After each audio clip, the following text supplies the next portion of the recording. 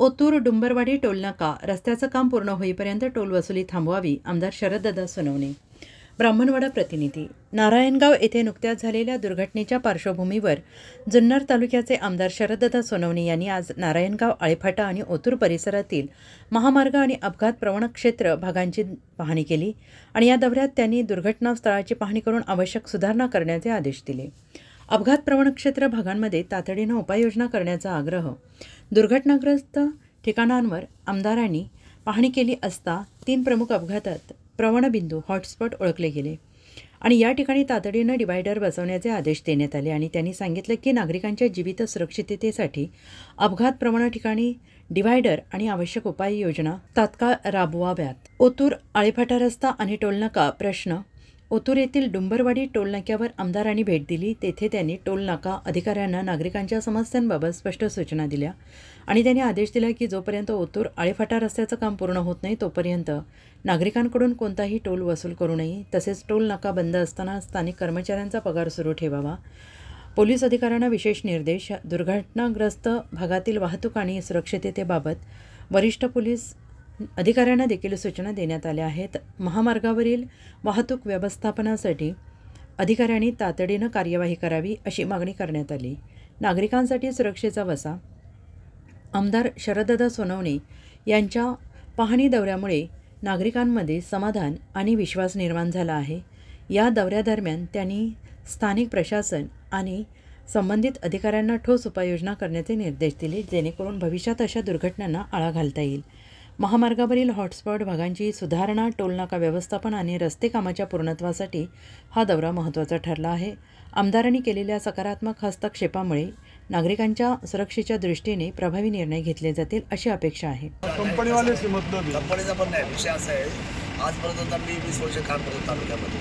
या टोलनाक्याने एकदा काय नाही म्हटलं बंद करा, कारण या रस्त्याची कामं झाले. टोल घ्यायचा अधिकार आहे ना, बरोबर, रोजगाराचा अधिकार आहे. पण जर समजा टोलच रस्ता जो उघडला आहे, समजा रस्त्याचं काम चालू आहे, काय कोणाने आपण टोल कलेक्शन करणार?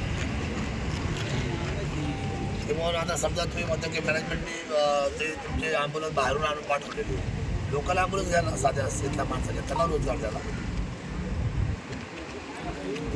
इथला मेंटेनन्स आहे, लोकल माणसाने सांभाळलं पाहिजे. बाहेरचे माणसं आहे ना, UP-BR ते तर मेंटेनन्स करणार, मग तुम्ही काय करणार? माझा सपोर्ट राहतोच ना. मग आता माझ्याकडे एवढे 240 पोरं कामाला येते, म्हणजे असेच काम करतात.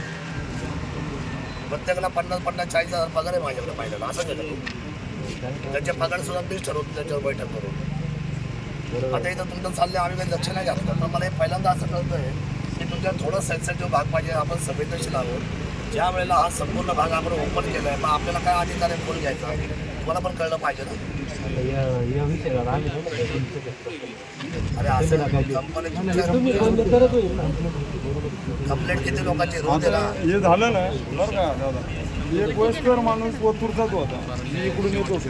त्या माणसाला समजलं नाही ड्रायव्हर पडल्यामुळे आणि ते डायरेक्ट डिवायडरवर ती गाडी आली, मग ती उठून आपण बाजूला काढली. म्हणजे असे एकच प्रकार नाही, 4 वेळा झाले.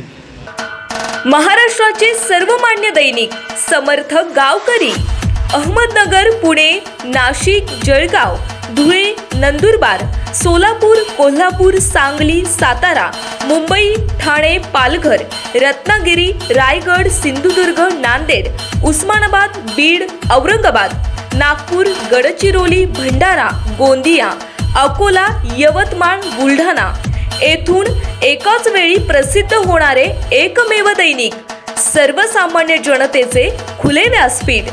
संपादक आहेत विश्वासराव आरोटे. मोबाईल नंबर आहे 94 23 38 85 08. दुसरा मोबाईल नंबर 94 23 46 72 72. तिसरा मोबाईल नंबर 75 88 15 0001. वेबसाईट आहे sgavkari.com. मेल आयडी आहे aklgavkari@gmail.com.